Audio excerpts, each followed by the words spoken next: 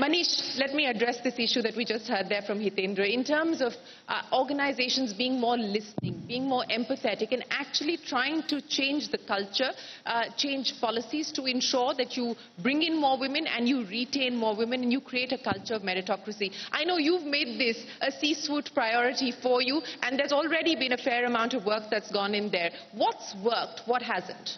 Sure. Just before, like you said, Shireen, it isn't every day that you get to be on a panel like this. I'm equal parts proud and nervous to be here.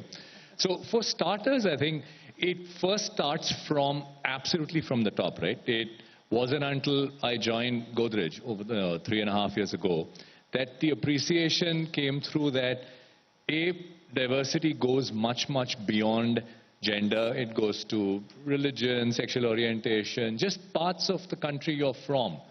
And for you to accept that if you're going to stand out for innovation, it's never going to come from a bunch of folks who all look and talk and sound the same. So like you said, right, it's not just the right thing to do, it's the smart thing to do. And I think, again, like you said, as much as we love the idea of a silver bullet, we've yet to find one. And if we could break it up into 3 parts in how we're trying to address it, and we had the opportunity at Godrej Capital because we were starting from scratch.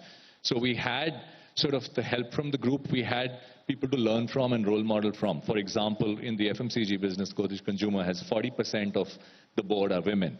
Long before it became a mandate, the rest of the country moved from, I think, 5 or 6 to 3 times that is already at 40.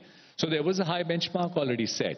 But as we got to doing it, we figured that it's hard work. So in our case, just three things that we've looked at working with. First, you need representation and real representation. One of the risks that we all run in corporate India is we can tick the boxes, we can meet the numbers. Representation for us means seat at the table.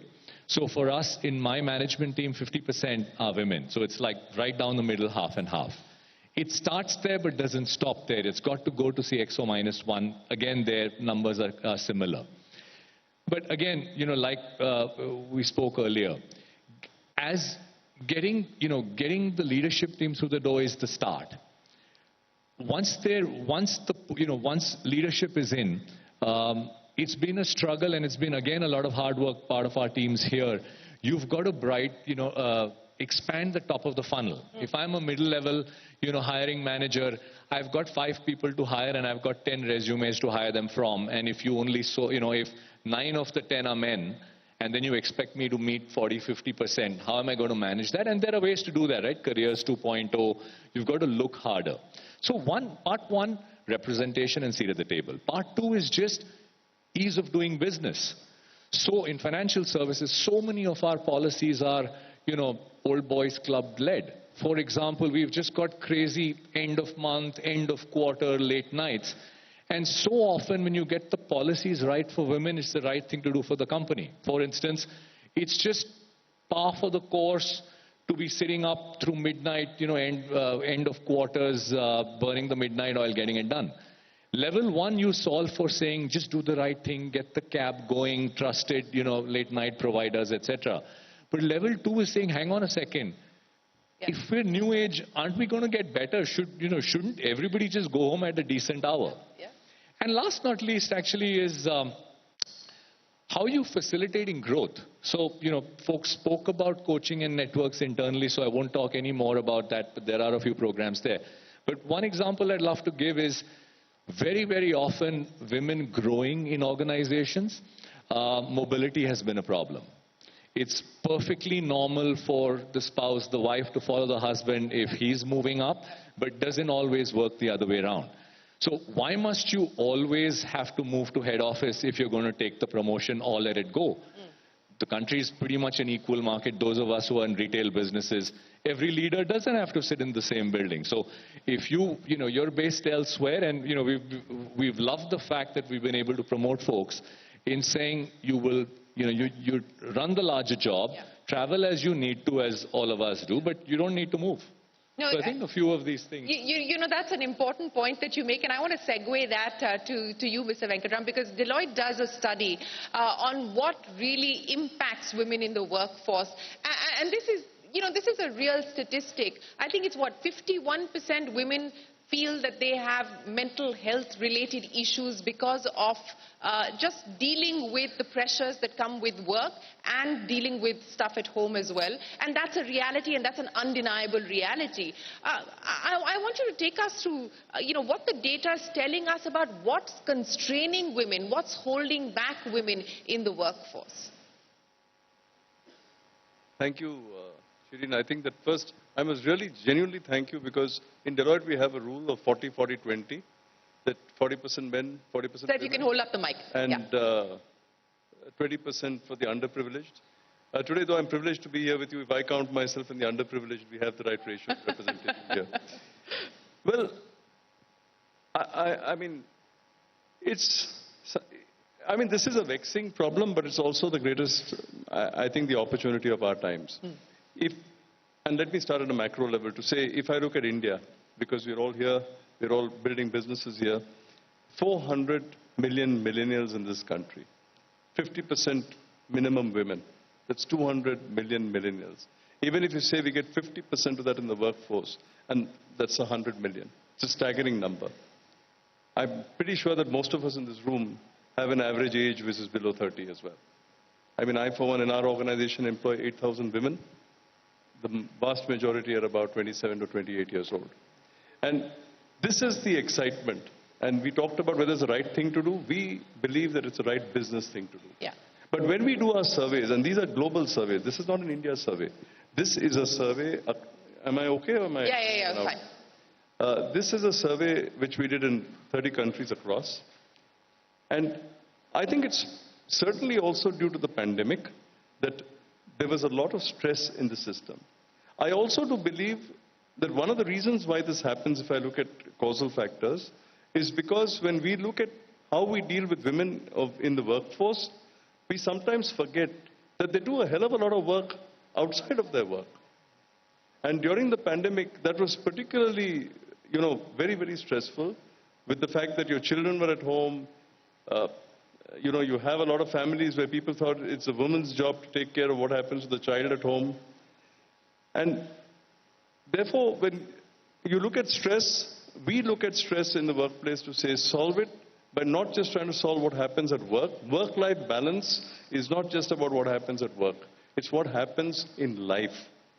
So you've got to look at life as a whole, look at it more holistically.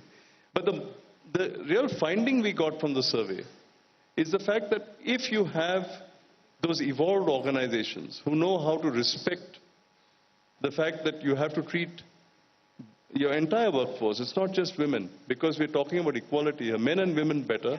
If you have a happier workplace, you get far better results. And of course, in this survey, we surveyed the women.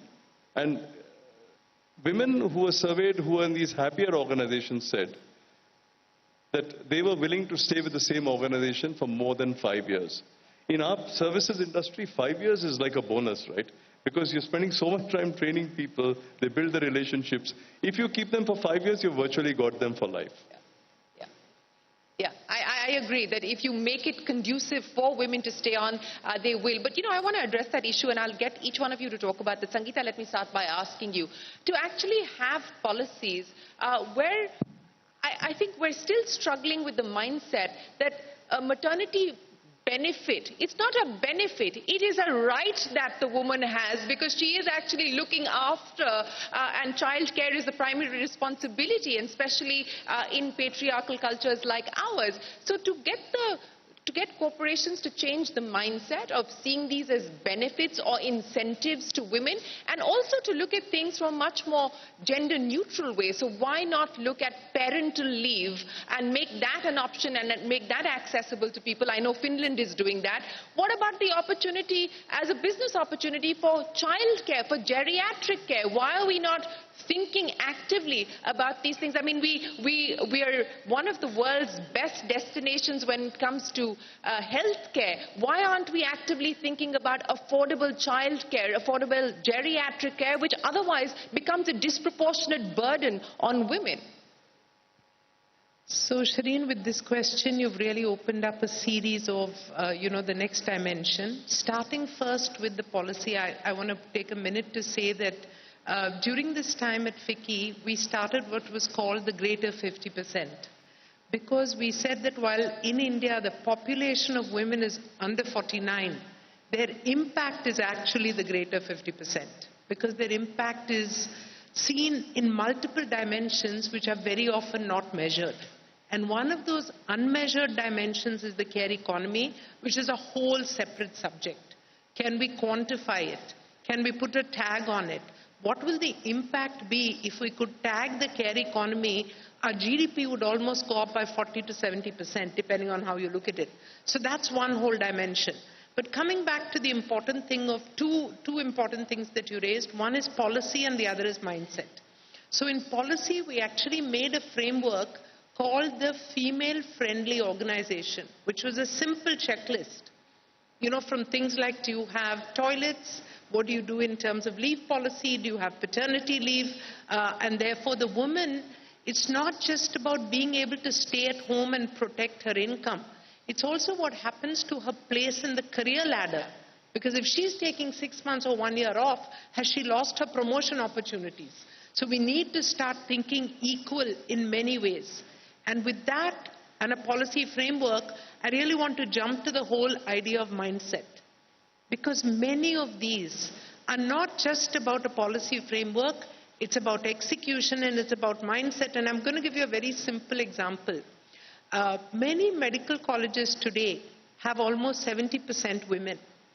This is interesting. I mean, Apollo has, our female workforce is over 50%, our board is more than 55%, but our medical college has 80% women, but that's a different story. The important point I'm trying to make is that when a woman in a home is a doctor, somehow the mother-in-law, the husband, everybody is very understanding about their need to go and serve a patient in the middle of the night, that they're taking calls, that they're staying late.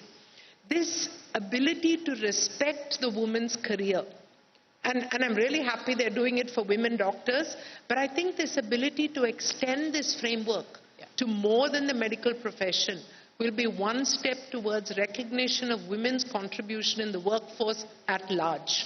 So we need to focus on that. And that is, again, you know, coming from your silver bullet point, this may not happen, you know, in the next 5 years or in the next decade. But we must start asking the questions, what are we doing in terms of framing? How are we bringing up our young men? Are they taking an equal role in the house? And, you know, just this thing, I recently had a grandchild, and my daughter-in-law, very sweetly, I saw my grandson playing with his cousin's doll. And I asked her, can I buy him a doll? And she said, of course, I have no stereotypes for boys. And I loved it. Exactly. So 30-year-old women are saying we have no stereotypes for our sons. So I feel very strongly that in the next 10, 20 years, India is going to be a very different place. Yes, Prabha, please. I just wanted to actually add on the policy point, because you make a really great point. And when we make female-first policies, they don't necessarily need to be targeted to women. Because if you start saying parental leave, then the responsibility is a shared responsibility. If it's maternity leave, then it is the mom's responsibility. And I think corporations can go a long way with their policies to modify mindset as well. Absolutely.